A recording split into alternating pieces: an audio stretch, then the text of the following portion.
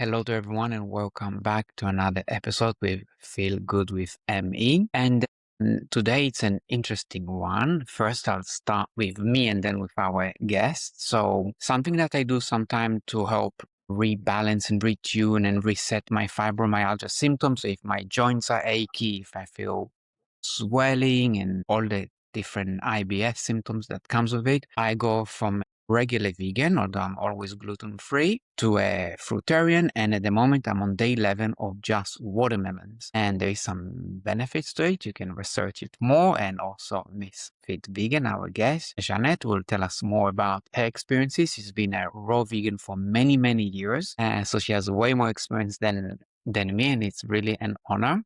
I will just quickly say how I'm feeling, and then that also will help Jeannette tell us what I can do to improve, maybe, and things like that. So when I do a mono diet, I try to do as much possible. So I'm trying to get as many calories. So I feel satiated and I don't have temptations. And also that I don't get weak, because when you just eat a very simple fruit, natural sugar, it goes up, your insulin comes, swipe it, and then you start again. So you can feel a little bit, you can have a little bit of energy, and then your body gets a little bit weaker and tired also from not having all the other complex food. But on the other hand, your digestion feels very easy. You need to sleep less, I feel, and yeah, all kind of things. But anyway, before I'm going into some other places, Jeanette, introduce us yourself to us a little bit, please. And yeah, tell us where you are in an exotic country as well at the moment. So my name is Jeannette. I went raw vegan in 2010. I went raw because I tried everything else. I had very, very, very bad acne, severe acne, and I was also overweight, and I had back pain and knee pain and migraine headaches, and I had IBS, and I had chronic fatigue, and I was always constipated, chronically bloated. I had all of these symptoms of eating processed foods, but I didn't know. I didn't know what was causing all these things. So I'm going to all these doctors and specialists. And finally, I said, okay, well, they're not helping me. I had to try something new. And so I tried this raw food thing and I felt really good. And I just stuck with it because the more I did it, the more I researched and learned. And it just makes sense. It just makes so much sense. And I like things that make sense. And I like the simple truths in life. And it seems like everything that's true is simple. And I never looked back, because at some point when you're really doing this, you're really living the lifestyle, you actually cannot go back. If I went back to eating bread or processed foods or, God forbid, meat or dairy, I would get really sick. I just know it. So therefore, I don't even think to go back, because I don't want to be sick again. I don't want to gain weight again. I don't want to have acne again. And yeah, I eat a lot of fruit, mostly fruit, to be honest. Today I will eat only fruit. I just had durian for lunch, so I'm feeling very good. Do you like durian?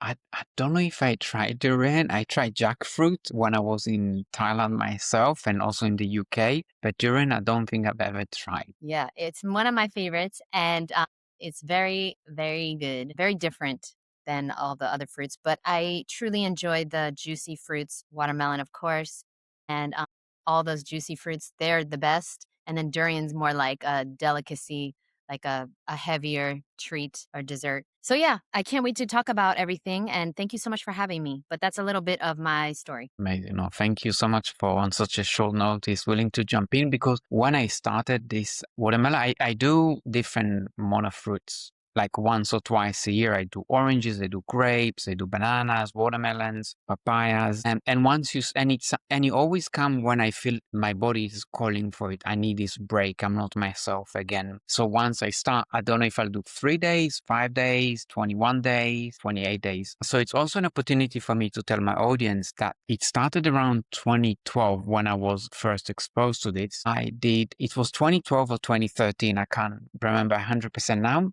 I did a hyperbaric oxygen therapy for many, many days, and that really helped. I used to be housebound before, and after that, I was starting to live again. And so, like in 2007, I had like mononucleosis, something like that, that really changed me.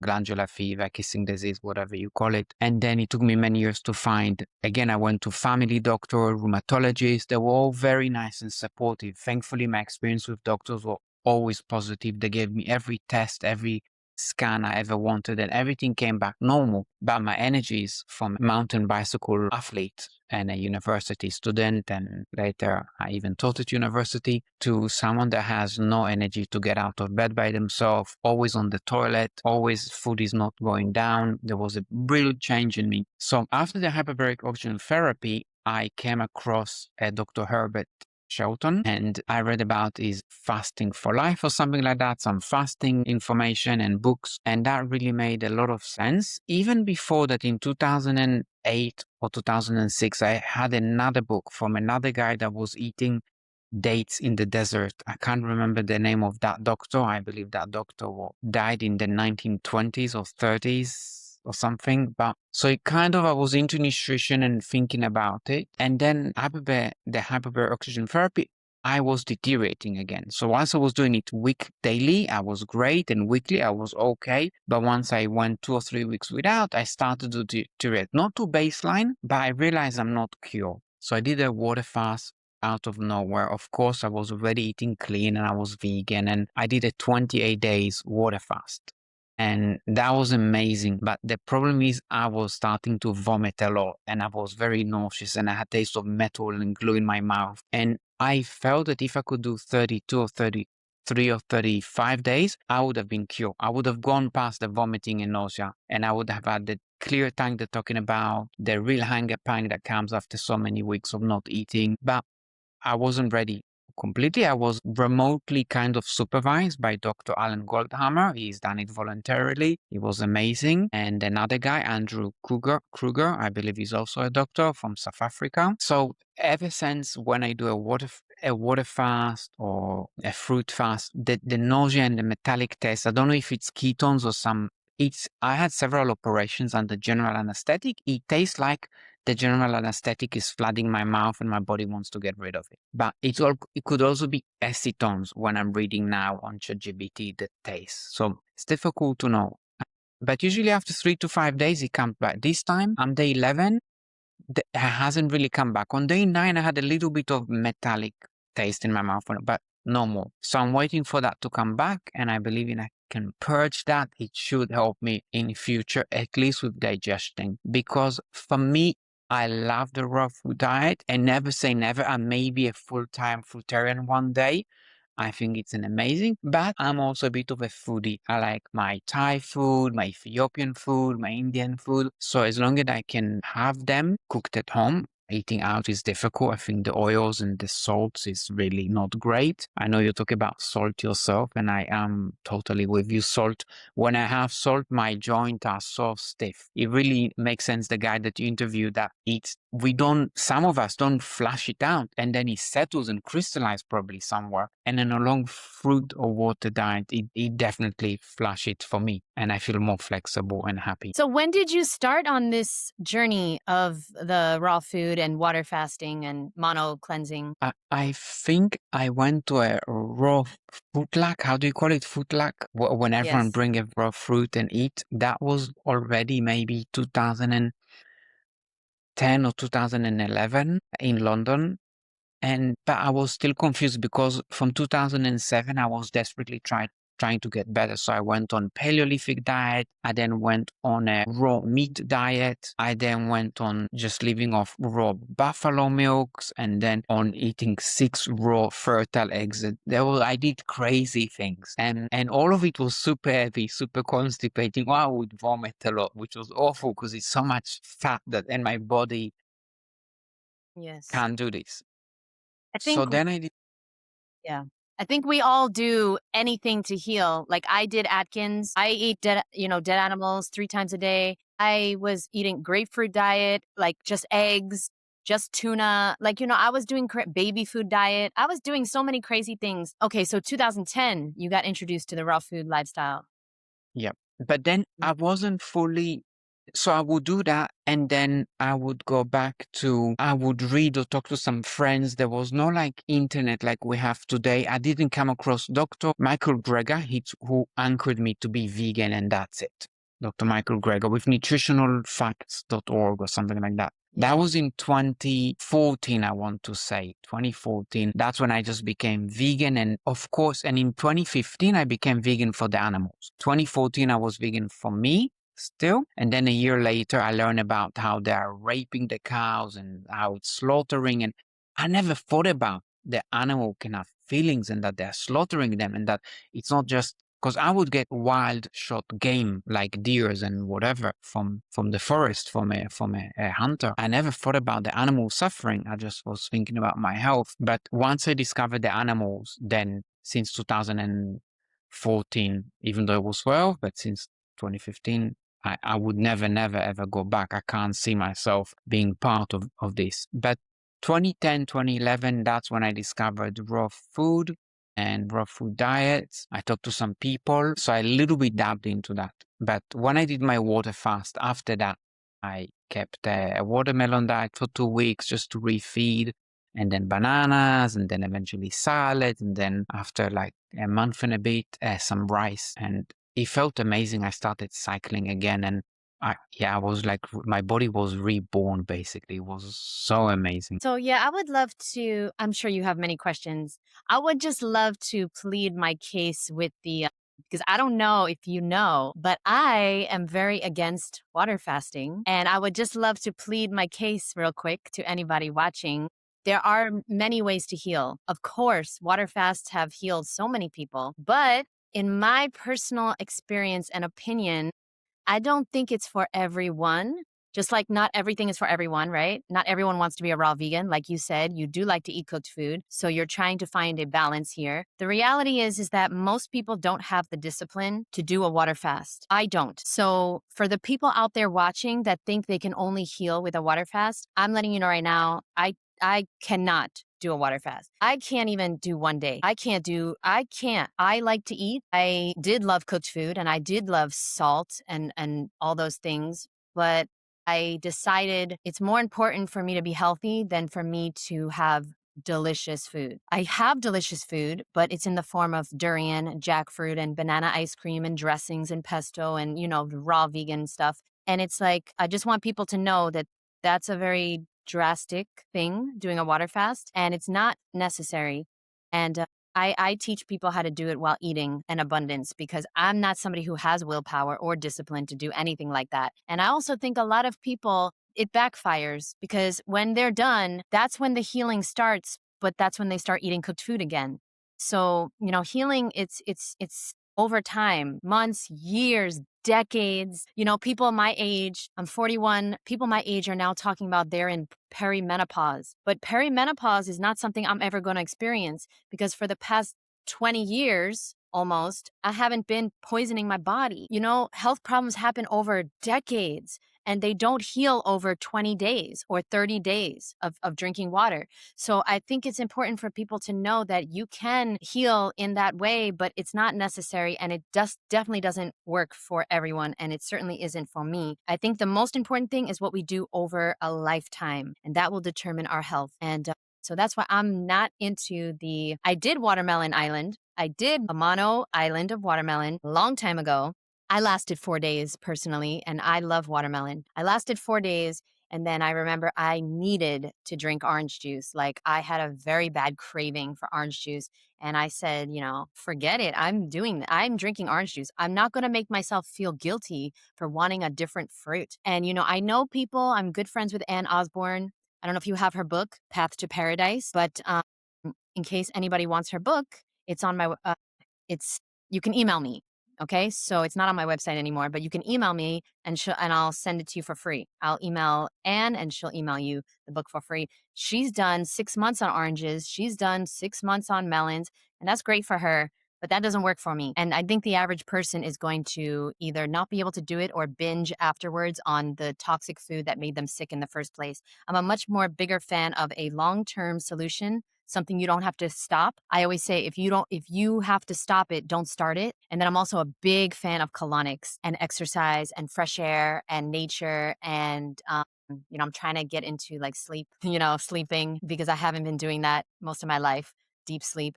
But I'm a big fan of all those other things. I'm really not a fan of the water fasting and stuff like that. I think it's very difficult for a lot of people and it self-sabotages a lot of people's success because you have a lot of willpower and discipline, but most people, they cannot go a few hours without eating, let alone 20 days, So anyway, I just wanted to say that real quick. I totally get you. It's and even though I think water fasting is incredible, I do have to agree with you that you can probably just get as much healing or not even more long-term healing just by doing a balanced raw food diet long term. It will be maybe slower, but maybe it will keep you on the right track, as you said, for longer. So yeah, I'm with you there. It makes a lot of sense because even when I just eat one fruit or even just I do raw salad, as long as I don't do any olive oil or anything, I just do, for example, cucumbers and parsley, coriander, some lemon or lime juice, maybe some bell peppers. I'm not sure what else I put. Sometimes I do very, very minimal ones. I try to keep it green as well. Eventually, this nausea feeling of toxins coming out of me really rapid. Instead of happening in 7 days on a water fast, it will come after 2 or 3 weeks, but it's coming. And also with the fiber, maybe it's helping it evacuate much better because on the water fast, what happens to me and what breaks me eventually is the constant vomiting. And if I had something to ingest full of fiber, I would be pooing it rather than vomiting it. So yes, you have a very, very valid pointer. And I also agree that we should always work with a supervisor that has more experience and that is there that done it. And someone like you be also it's been on it for 15, 16 years. It's a gift to work with someone like you because you know what to expect. You walk your talk. You lost the weight you wanted to. Your skin is glowing. So yeah, I think it's a really good I just idea. got Thank you.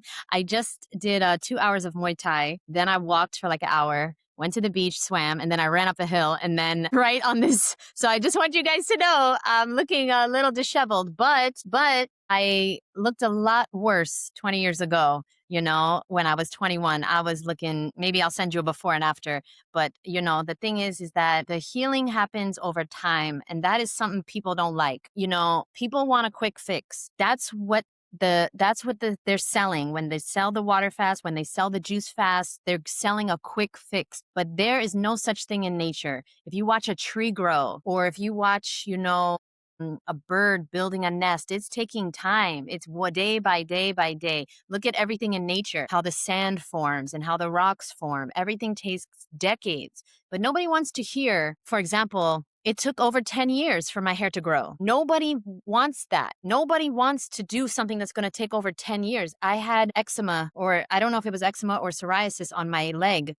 And it took 8 years on a raw food diet to completely heal that. Some things happened very quickly. I lost the weight very quickly. I cleared my skin with colonics. That helped a lot. I'm a big believer in colonics. But I got rid of my IBS and bloating and headaches, but some things took a long time. My hair would not grow. On my ankle, I had very bad psoriasis. So, the body knows what it's doing, but you have to get out of its way. And also you have to get rid of the quick fix mentality, which is what everyone is chasing in our society. It's very sad that microwave results, and that is not part of nature's plan. Nature doesn't happen quickly. Nature happens on its own time. And with the water fast, I think we're trying to outsmart nature personally. Although I see the point of when animals are sick, they fast, right? I get that, but here's the difference between animals and humans. Animals, when they get sick, they're not hungry. But when we do a water fast, we are hungry. If you are hungry, I believe the body is telling you to eat fruit and vegetables, right? If you are not hungry, go with that and don't eat because the body knows better than the mind and the ego. So that's my issue with the fasting. But yeah, thank you for letting me share that. I appreciate that. No, no, of course. And I do agree with you. When animals fast, it's because their body tells them to fast. And I guess with human, if we have a cold or a flu, we may lose our taste or smell sense of taste and sense of smell for 2, 3 days. And I guess that's when we would fast. And it would be 2, 3 days. But to do like Yes. me, 28 days, of course, it's induced Yeah. and it's hard and it's potentially as well dangerous because towards the end my heartbeats, it was so low, and one between beats to another you can play a soccer game. It was so not there, so it was very scary, and that's why you should always have it medically supervised for sure. You go And this is for someone like me who prepared for it very well, went off of it really well. So of course my recovery was amazing and it's something that very special to me. But nonetheless, I agree, I could achieve probably the same result just sticking to a raw food diet for 10 years. I would have Right. maybe been even cured now because I'm still not Right. cured.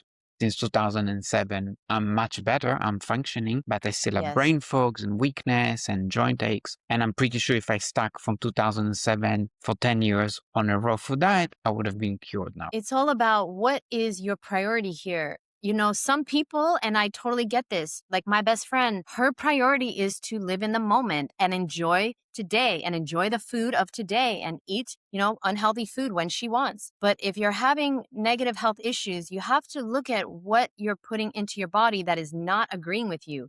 Because on a daily basis, we should not be suffering. We should not. I mean, we're the only species that keeps eating things that are destroying us and making our life miserable and not being able to do the things we want to do.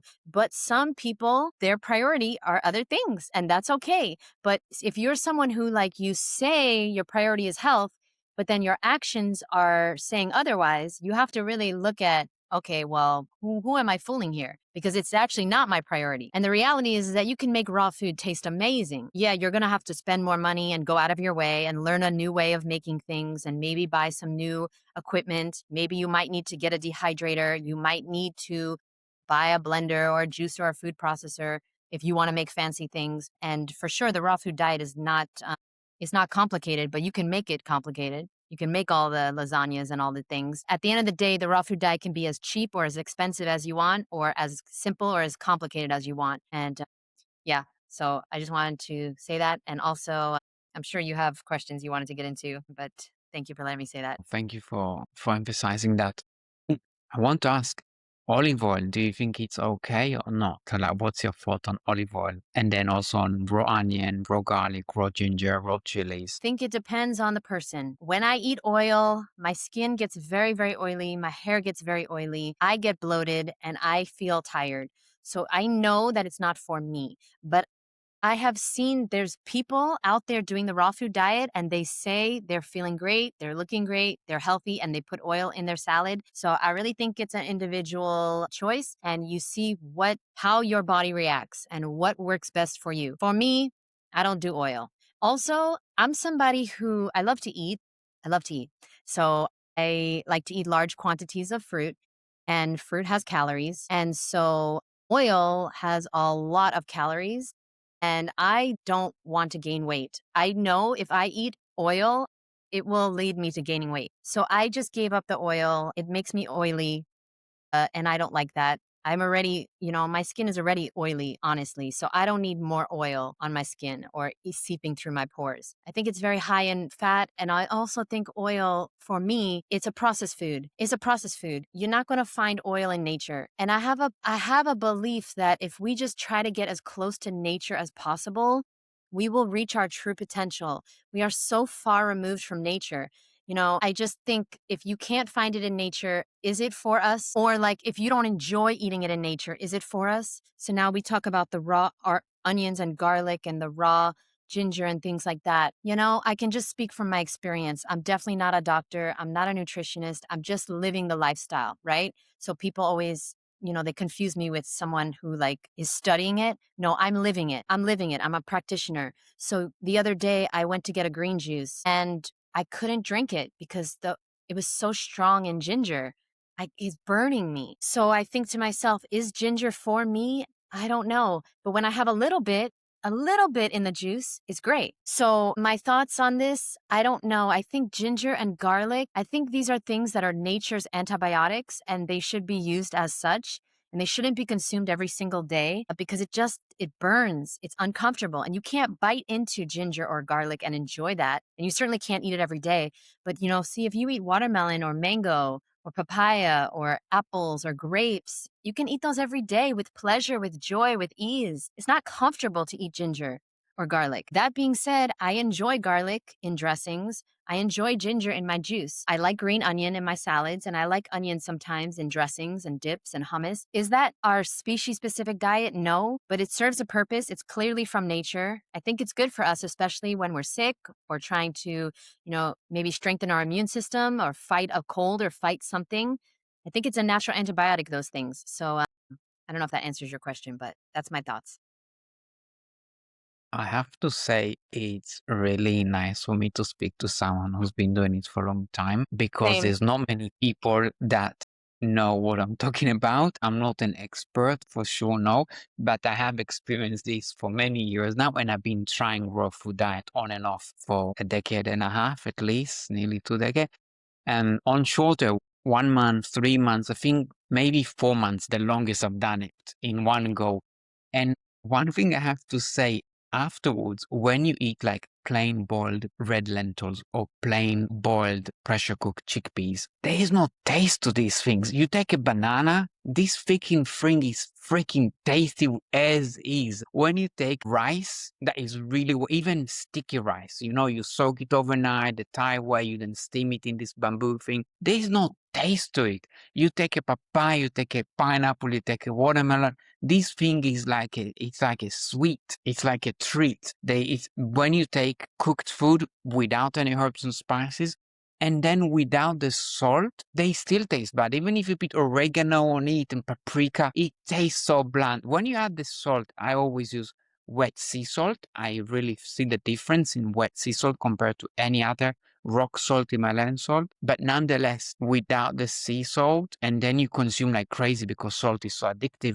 Then you become bloated and you can't stop. So raw food diet, for sure, I feel it's what we were meant to do. I do think we are little bonobos or whatever you call them, frugivores. So just want Can to we? come with us. Yeah, I want to say something about the salt real quick. I'm positive. I'm not a scientist, but I am so sure that the reason people heal on a water fast or a mono fruit fast or even the raw food diet is because of what they're not eating. So if you're going to eat a raw food diet full of salt and oil and cacao and tons of dried fruit and tons of nuts, you're not going to heal as fast as if you do a raw food diet that is fruit based and get rid of the salt, which is the number one thing that most people are suffering from. Like, the salt is killing us slowly, and it's making people's joints hurt and headaches and bloating and kidney issues and all types of issues. Dehydration is serious, and it's making people look old before their time and feel tired. And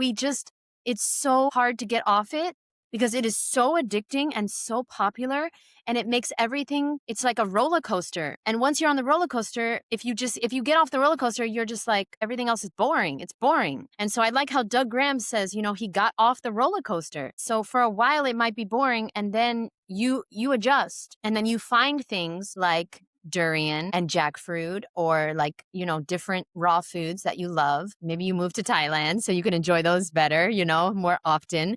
But, you find a way to really enjoy the fruit and vegetables of nature, because otherwise you're going to be on that roller coaster for the rest of your life. And the salt is really what's doing everyone in. I don't know the recipe for mango sticky rice, but I noticed the rice always comes with mango to make it taste good. And I bet there's salt in there. Is there salt in the rice? I'm assuming. I'm not sure, but maybe, yeah. Everything in the world has salt in it that tastes good, and it's addicting and people love it. So, I I stay away from the salt. I think I had salt once this year. I went to someone's house and she had a raw vegan cinnamon roll. It had salt in it. It was so delicious. The next day I needed to have more. And the next day I wanted to order more from the restaurant, and thank God I couldn't, because, it took a long time to deliver and I wasn't in the area that long. But I mean, it's just, for even me, I've been off salt for a long time. If I have a piece of salt, anything with salt in it, immediately addicted right away all over again. So I think everyone that's trying to heal, one of the best things you could do for your life is get rid of the salt before you go raw, before you do any fasting. Get rid of the thing that's poisoning you and causing the issue, because that's why people heal on a raw food diet or on a water fast. It's what they don't eat. But the raw food diet, so many people are putting salt in their food. They're not healing on a raw food diet because they're putting in the poison that's causing the problem. Anyway. And I have to say, with salt, even for someone like me who think that if there is salt, it has to be wet sea salt. But even with the best wet sea salt, the Celtic one, as soon as I have it, all the other fruits and vegetables have no taste without it. It really kills my taste buds. And it takes me maybe 1 week to 10 days on a monofruit diet, and probably will take a little bit longer on a raw food diet until my taste buds regrow. So if I just went on a raw food diet, it will take me probably 2 to 3 weeks. And once the taste buds are coming to life again, or maybe it's something in the brain that it kills and numb, when that spark comes back to my mouth, when I would eat a mango, it's orgasmic. But it takes these 2 to 3 weeks. And it's, if someone hasn't experienced that, it's very difficult to explain.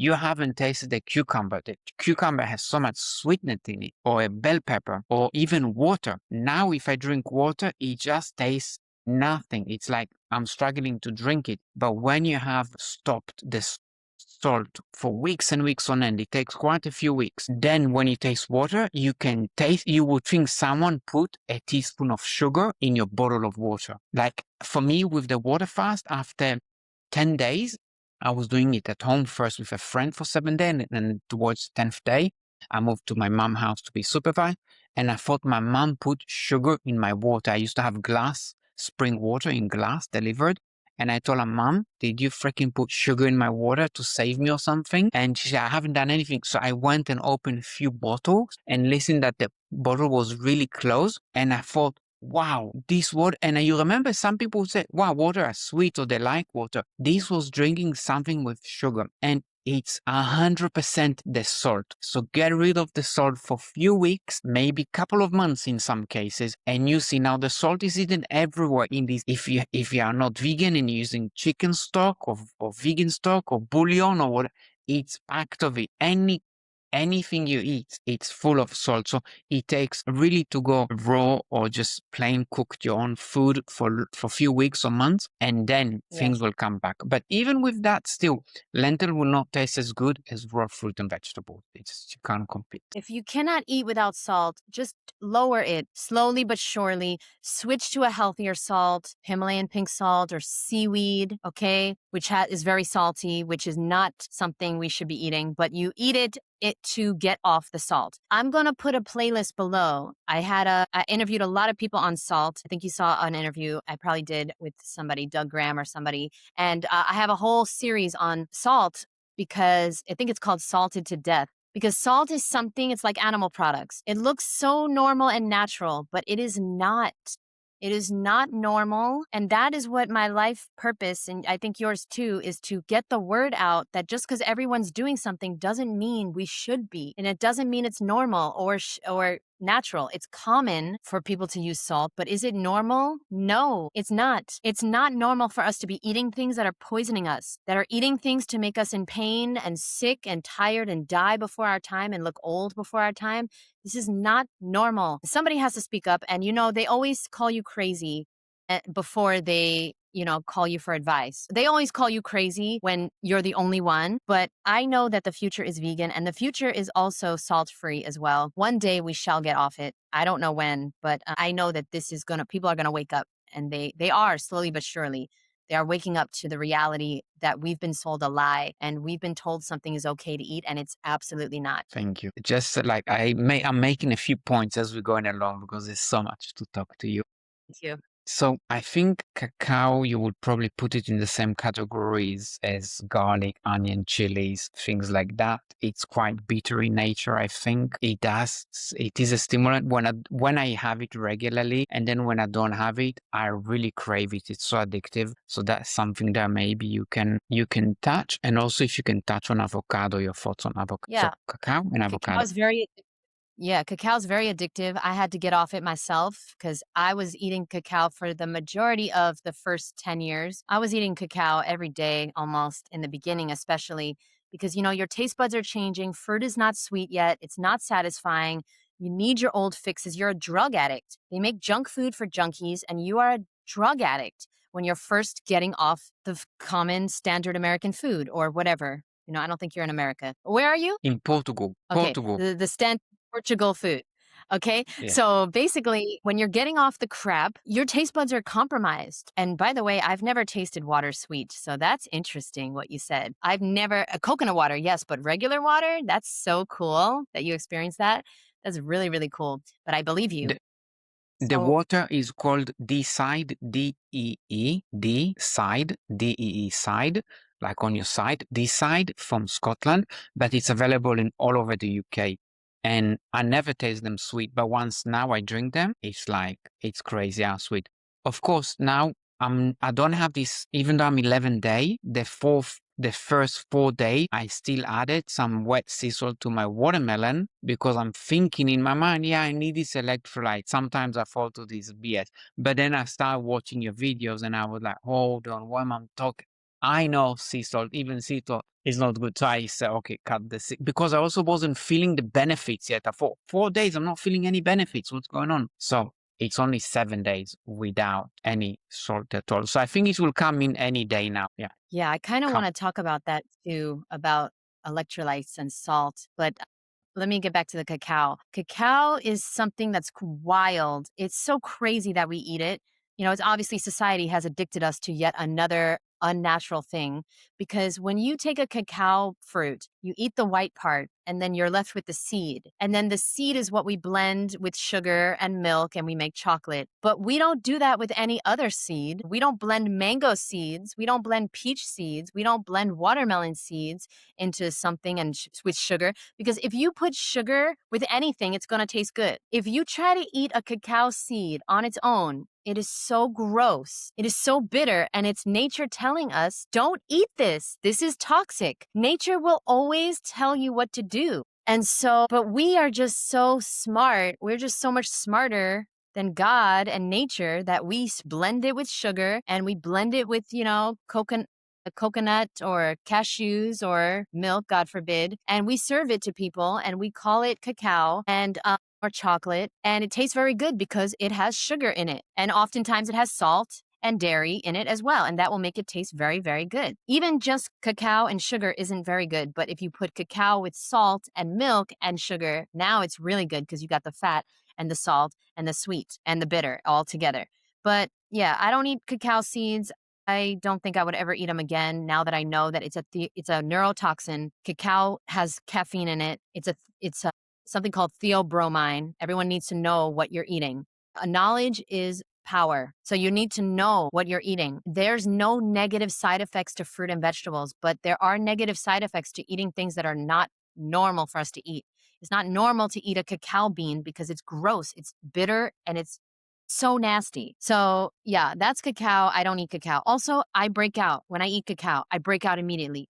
That's my body telling me, oh, this is not for me. Same with the oil.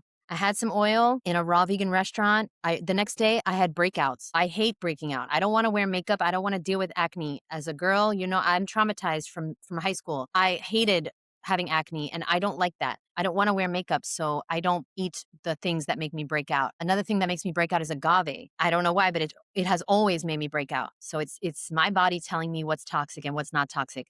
The avocados is interesting. So I eat avocado. Let me show you the ones that I eat. Now that I'm here in Thailand, I can eat these avocados. I used to eat avocados in Miami and New York. And if I ate more than one, I would get really bloated and really not feel good. Now I eat these avocados in Thailand and I ate 3 the other day in my salad and I felt great. I felt fine. Now that was a little too much, I think, but there's something going on with those Hass avocados, I gotta say. I don't know if they're GMO. I don't know what's going on over there. But if you eat any other type of avocado, it's not gonna make you feel as bloated. I think there's a lot of things we don't know that go on in the food industry. So now that I've changed countries, I'm realizing, wow, there's a lot more avocados than I knew. Also, yes, it's higher in fat. Yes, you probably don't want to make a meal of this. You probably don't want to eat more than 2, 3. You certainly don't want to eat enough to, like as a meal. It's a condiment. It's something on the side. Nature is very smart and it helps us to know what we should eat based on how we feel after we eat it. Okay. So if you eat a bunch of avocados, you're probably going to feel lethargic, bloated, and tired.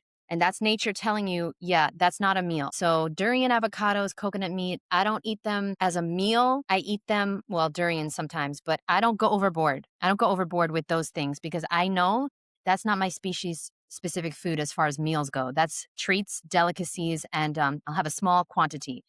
Okay. I have large quantities of mangoes, longans, watermelon, pomelos, oranges. Okay. And even those fruits, nature tells us don't overeat because too much of anything is too much. And I certainly can easily overeat. I love to eat.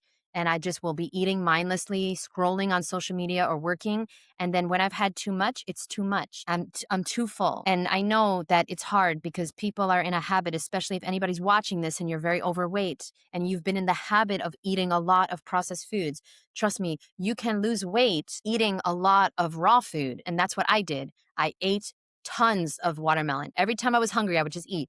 It didn't matter what time it was. It didn't matter if I was full or not. Sometimes you just need to get out of the habit of eating processed foods and you just go over to raw food. And so you overeat on raw food, and that's way better. That's how I lost all my weight.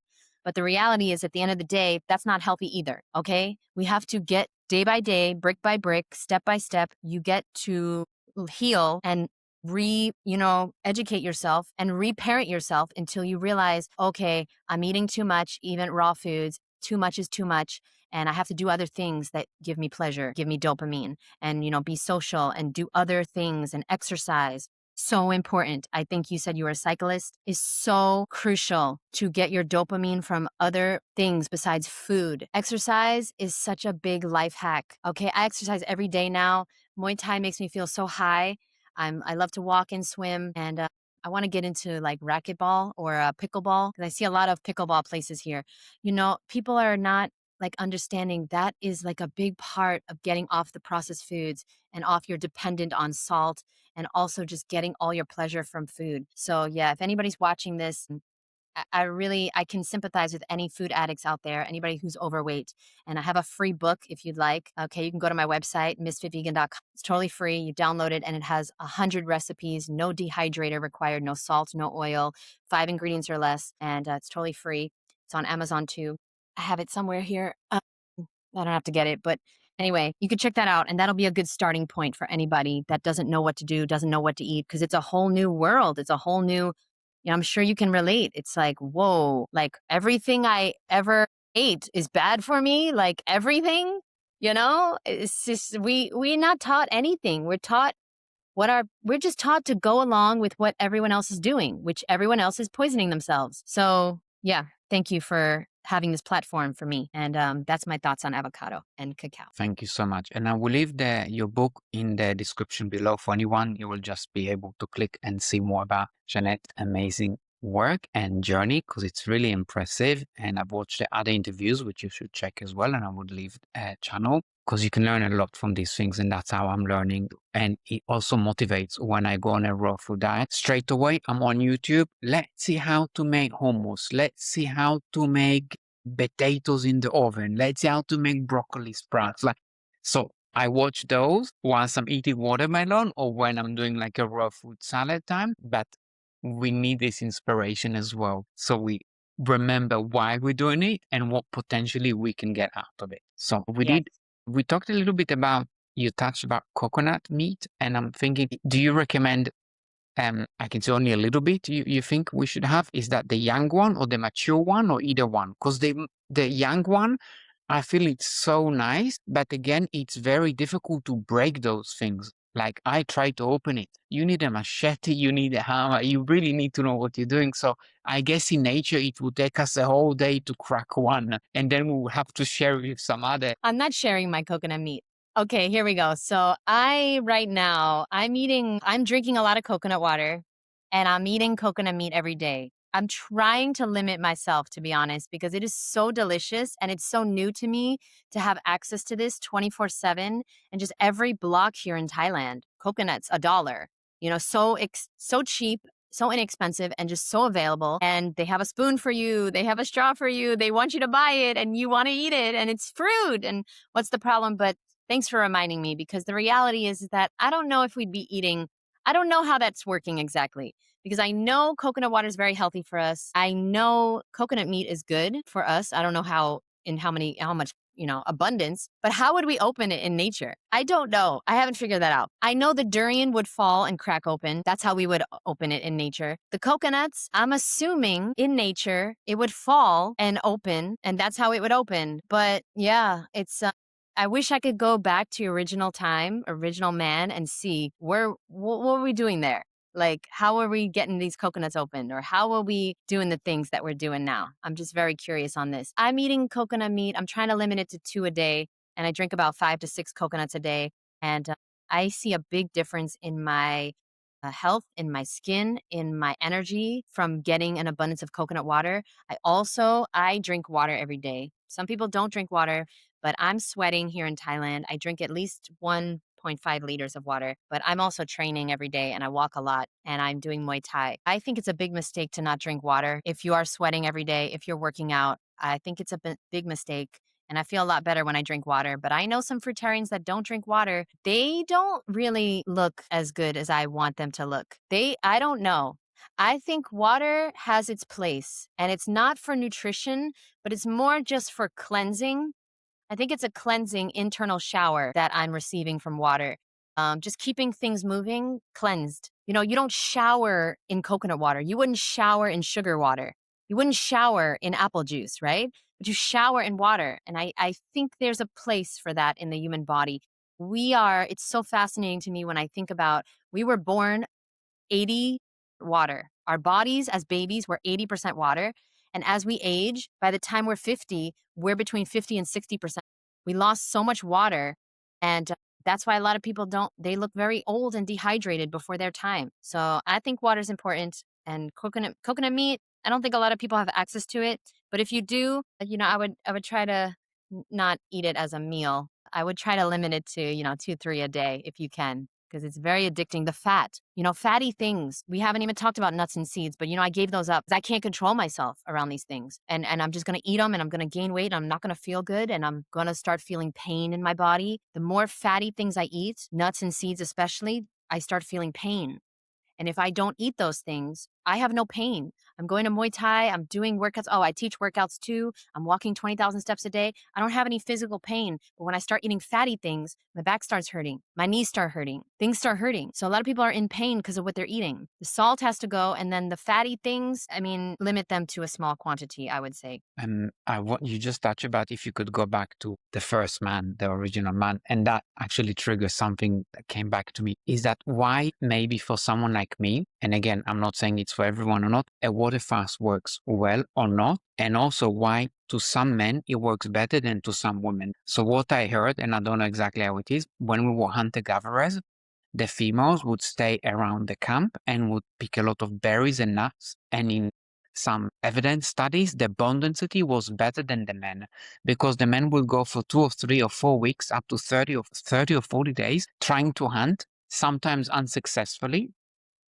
And because of that, the women were better nourished. And because of that, maybe some men can do water fast more easily. Maybe their body is okay with that somehow because it doesn't feel as difficult for me. But to ex-girlfriends, if I tell them, would you like to join me? Do you want me to kill you? If I'm not gonna eat in 3 hours, you're gonna be my meal basically. So your call. So I'm like, for me, 3 days not eating, yes, it's a little bit difficult. But by the 5th day, there is zero hunger. Even on the 28th day, there was no hunger at all. So maybe it's something like that. But that's just something that came back to it and I thought, let me just put it in case. And for some people, also, I guess it's your personality. I can really push myself. I was competing on mountain bicycles for many years. You need to be not 100% to take those downhills, know that you can crash or I ride motorbikes. I don't do it so much now. I think all of these things maybe are Not relatable. 100%. Listen, you just explained something to me that I've been really hypothesizing for a long time, which is I truly believe men can water fast much easier than women. I never knew why. So thank you because that makes sense. And I always wanted to know why. Because I see all the people in our movement Eli Martyr, Professor Spira, Doug Graham, Lauren Lockman, Tim Trader, all these people that are fasting all the time. And I don't see many women fasting like this. And I can't even imagine fasting. I tried to do it for 1 day. I was like, I can't do this. I'm going to eat McDonald's. I can't do this. So, yeah, thank you. That makes sense. That makes a lot of sense. And then there's quite a few more topics if you're okay for a little bit more to go. But one that is very important for me, and maybe you can help me. So when I'm on a raw diet, first of all, if I eat chilies or garlic or onion, I have severe IBS, IBD, like I would be gassy, I would be diarrhea. It will be horrible. But when I'm on a raw food diet, after a week or two, I can have raw onion, raw garlic. I love chilies. I'm Middle Eastern. I can have a lot of spicy very easily. So I miss these foods, but when I'm eating cooked food, my joints, if I have chilies, oh my God, my joint, I cannot. It's killing me. Like I can't bend, I can't open my hand. But on a raw diet, there's no joint pain. There is no burning when I go to the toilet. Like nothing. It digests pretty good. But what I want to talk about is how the things come at the other side. When I'm on a good, like on a watermelon diet, I have very nice stools. It's perfect. There's nothing to clean, nothing to wipe. Do you think that's kind of a value of health and where the food suits you, of how good you can empty yourself and the formation of it? Or you think not necessarily? Definitely, definitely. Elimination is more important than addition. How quickly and how effortlessly you eliminate will determine your health. I'm curious about the chilies. This is very interesting to me. I'm just curious, when you cook the chilies, do you add salt to the cooked food and not to the raw food? Even if I did both, I did 2 or 3 years or longer SOS diet, salt, oil, sugar free. So even when I have plain cooked rice with nothing else and a raw chili next to it, not even a cooked chili, I would still have diarrhea because of the chili. It will burn from my backside and my joints will be killing me. If I just have the plain boiled rice, no problem. Still, my toilet is not as good as when I'm on a raw food. Yes. I do react to cooked food. I can't explain why or how. I can have lots of olive oil. I can have lots of nuts, lots of avocado on a raw food diet for months. No problem. With olive oil and avocado, I gain weight. A little bit. Usually I lose a lot of weight on a raw diet. It's very scary for me. So, but I can have a lot of nuts like macadamia, pistachios, almonds, walnut. I don't gain an ounce. It's amazing. My body really loves nuts. I don't gain an ounce. I can have handfuls 2 times a day. Zero problem. Seeds. As soon as I have avocado and olive oil, I start gaining. Mm, So I guess we're a little bit yeah. different. Yeah, everyone's different. Absolutely, absolutely. Everyone has different DNA. Our ancestors are from different places in the world. Okay, I think there's nothing wrong with someone who has bad reactions to cooked food. I think that's a sign that you're coming closer to original man and how you were supposed to. We're supposed to get sick when we eat cooked food. It's absurd that we don't. It's absurd that people are eating french fries and Big Macs and chicken fingers and they're like driving cars and surviving. I'm barely, barely surviving, but it's a miracle. It's a miracle and a testament to the human body, truly. So if anybody out there gets a stomach ache or headaches or feels sick when they eat cooked food, congratulations, your body is working properly. Most people's body is not working properly. We're not supposed to be setting our food on fire and killing the nutrients and feel totally fine when we do. That's a sign of severe toxicity when you're able to eat cooked food and you don't have any symptoms. Because if I eat cooked food, even if it's vegetables, even if it's cooked fruit or vegetables, I will have symptoms. I will have side effects. It won't be cancer, but I'll get tired. I'm sure I'll get bloated and I might get headaches. Your body's always talking, but are you listening? So many people's bodies are talking and we're just like, no, shut up. Let's take a pill for that. Let me go, see a specialist to see why I have these headaches. There's a reason for everything, but I can't actually remember your question. What is your question? I'm so sorry. I'm not sure. I think that some people can do better on olive oil and avocado, some on nuts. Some people lose weight very Yeah. rapidly on a raw food diet, like really, really lose I a think you lot, a asked lot about of weight. chilies. I think you And asked about chilies, yes. chilies. I have to say, Like it I hurts my hands when I have it with cooked food, but it doesn't hurt my hands or my stool when I have it as part as a raw diet. I have to say I cannot tolerate any chilies or jalapeno. I got really sick. I was at a fruit festival and they told me there was no jalapeno in the dressing and there was jalapeno in the dressing. And I had a few bites and I was sick the whole night, burning, just my esophagus my stomach hurt. I cannot handle any spice. So personally, I have to stay away from that. I'm just a little too sensitive. And, that's something that I decided to do. I'm eating a lifestyle that makes me sensitive to things. So unfortunately, I can't eat certain things, but it's a very good thing for me because I don't want to eat certain things. I'm not saying chilies are not good for you. Some people say they're not good. I don't know. Either way, whatever we're eating, we want more of. So I don't crave chili because I'm not eating it. But if you're eating chilies, you're going to want more chilies. Okay. So that is that. And that's the facts of life. You eat more fruit, you're going to eventually start craving more fruit. All right. You drink more water, you're going to start craving more water every day. You're going to get really thirsty if you don't drink water. So, if you want to get off processed foods, you have to eliminate the processed foods. If you want to get off salt, you can do it slowly, but it's going to be difficult. I would say cold coconut is how the best way to do things for me and my personality. I went raw just in one day and I said I'm done with it. And of course I didn't go fruitarian.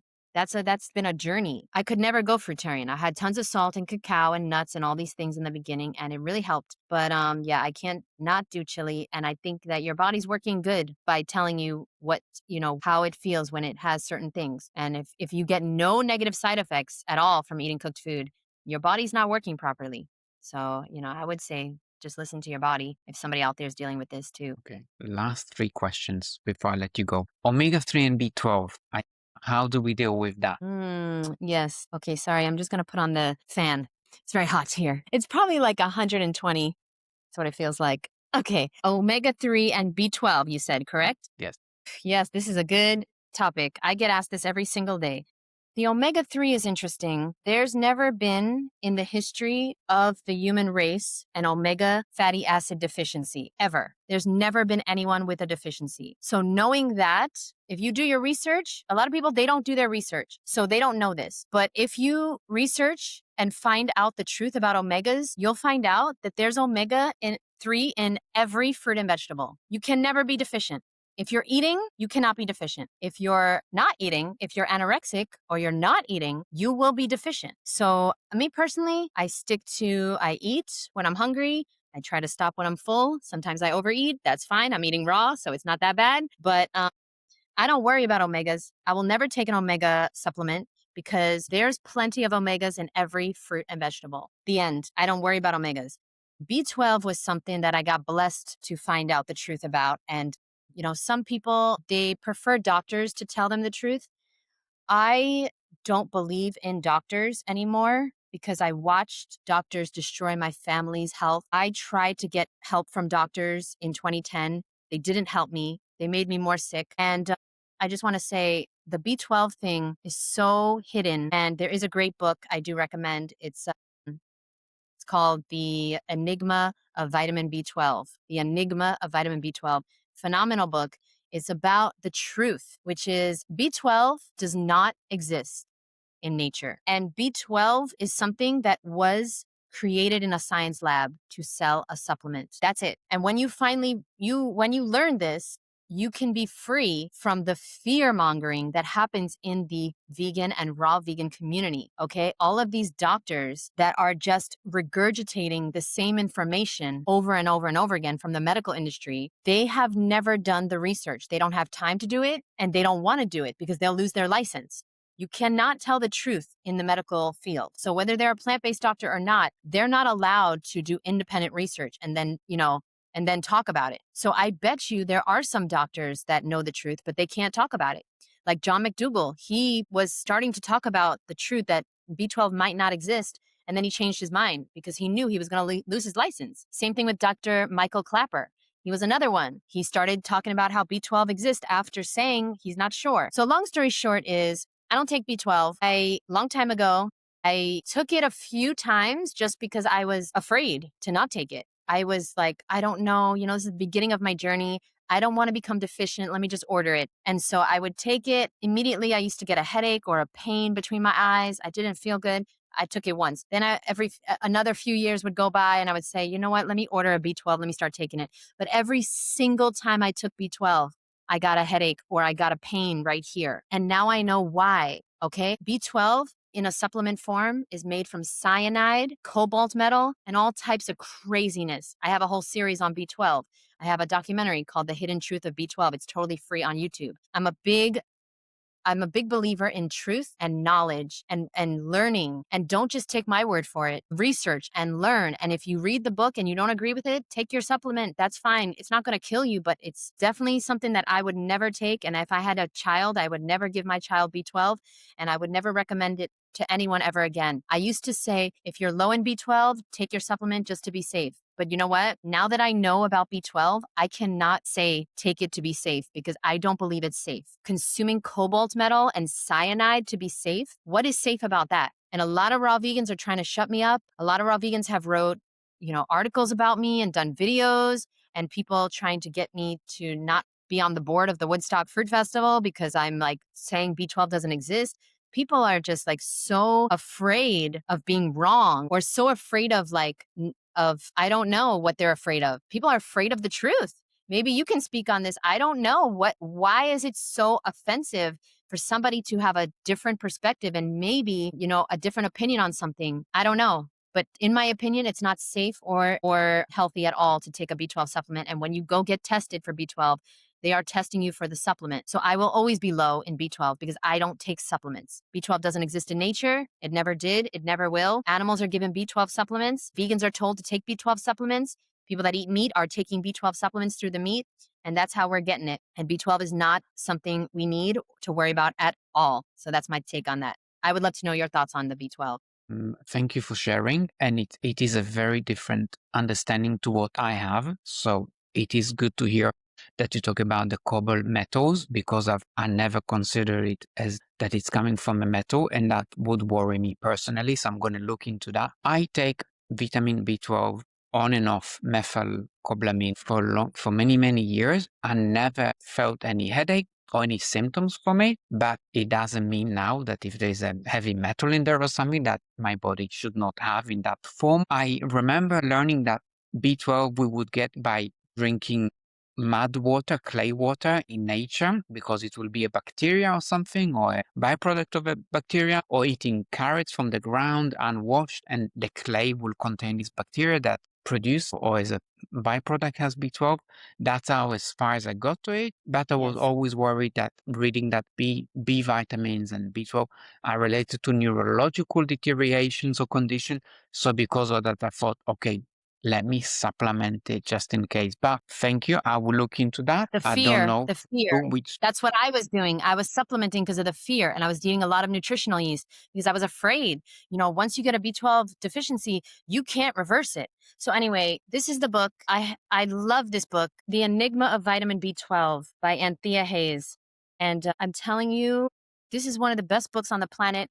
And this is a very important book to me because I could only bring a few books to Thailand. And this is one of them. I sold everything I owned to come to Thailand, and I brought this book. It's so powerful. And yet I don't think this will ever hit the mainstream because there's too much money involved in the B12 supplement industry. It's billions of dollars. It is so much money because they're selling B12 supplements to the factory farms, to everyone. You don't have to be vegan. My mom was getting B12 shots a year before she died. She was getting B12 shots every 6 weeks. She died a year later. I don't think her body could handle all the poison in the shots, but I can't sue anyone.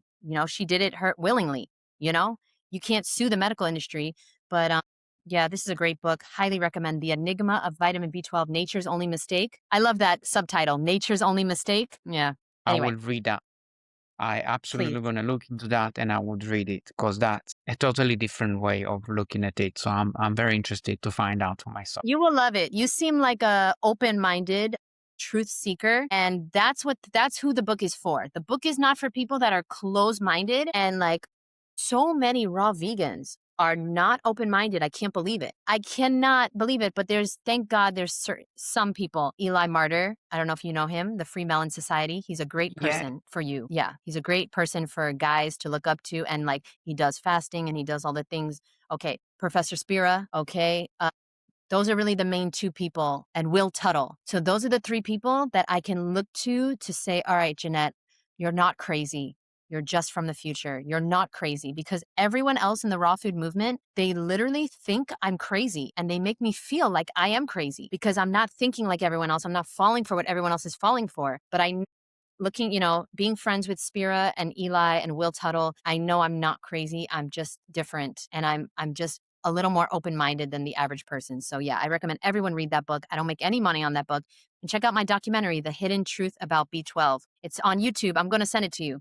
Think you'll like it. Thank you so much for that. And we'll wrap it up. It's getting a little bit long, but I would like to ask, how did you get into it to begin with? And then you touched about your life purpose. Maybe you can just leave us with what is your life purpose so we can understand what Misfit Vegan is all about. Yes, thank you for having me, and thanks for asking. This is a great question. I really liked this discussion. I got into the raw food diet out of desperation. I was very depressed. Like I said, I was overweight, and I got blessed. I got blessed by God in 2010. I saw a movie called Food Inc., a documentary that made me question what am I eating? And it opened my eyes to animal cruelty, which I didn't know I was paying people to do. I had no idea I was a part of that. So I went vegan, and right around that time, I quit my job. I went vegetarian, and then I quit my job in the music industry, and I started working at a health food store, a vegetarian health food store. And it was there that I met a guy who introduced me to the raw food diet.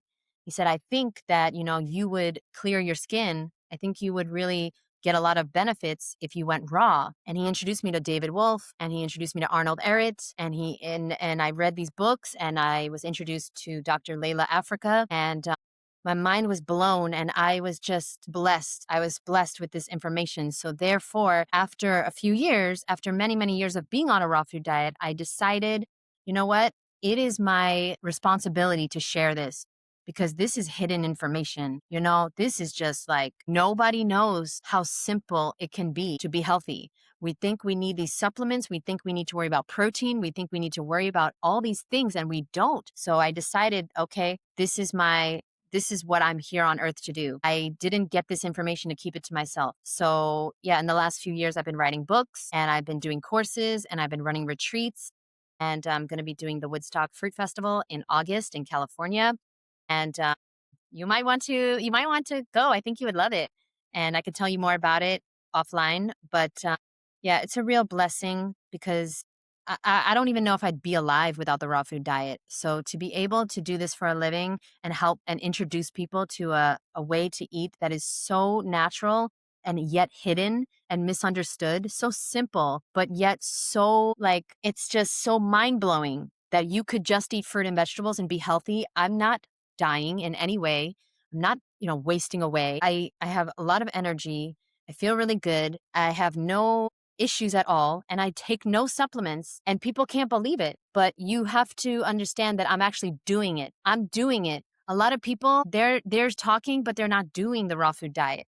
They're talking about how you need supplements, but they're not eating raw.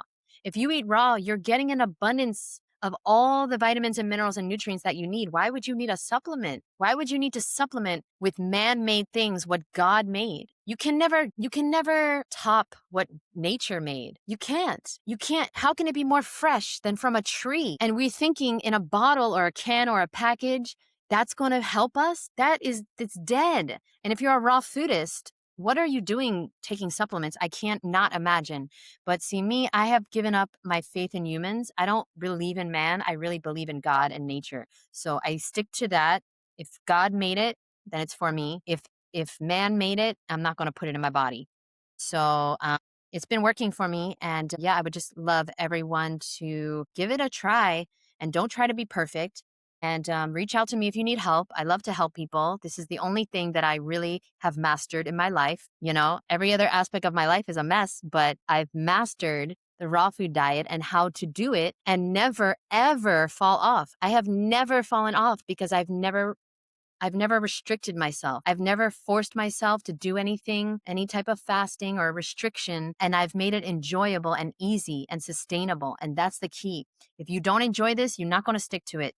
If you can't stick to it, you're never going to get the benefits. And then once you get the benefits, there's no going back. It's not worth it because, some people say, aren't you bored eating the same things every day? But then I say to them, aren't you bored looking like shit every day? I know that's harsh, but aren't you bored feeling tired every day? Aren't you bored being in pain every day? Isn't it boring to be on a hamster wheel of dieting and go and binging and starving and then, gaining all the weight back or just feeling sick again or feeling defeated? I never feel defeated or guilty when it comes to food anymore. And that's because I've learned how to do it sustainably. And I haven't been perfect. I've eaten tons of salt, tons of cacao, tons of oil in the past, but it's a transition, okay? And then you will one day be where you want to be, but you have to do it in a step by step way. You're not going to be able to just go from 0 to 100. These people doing these fruit only fasts from eating McDonald's and processed foods, this is a big mistake. And I know you know that. There's a transition period that is needed. It's needed for long term success. So, yeah, my life purpose is to inspire people to eat more fruit instead of dead animal body parts. And I just want to say thank you very much to everyone that is watching and considering going vegan. If you're not vegan already, please watch the movie Earthlings, Earthlings with an L, Earthlings.